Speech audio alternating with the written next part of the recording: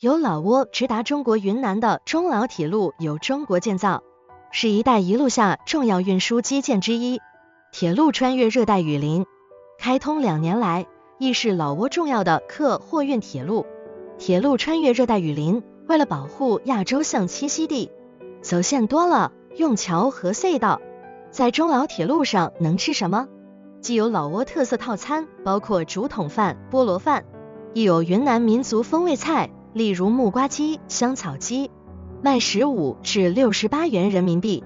不过港人熟悉的云南菜过桥米线，餐车上就买不到。丝路智谷研究院院长梁海明称，中老铁路是老挝政府请求中国政府帮忙兴建的，兴建的过程中还处处帮他思考怎样节省金钱。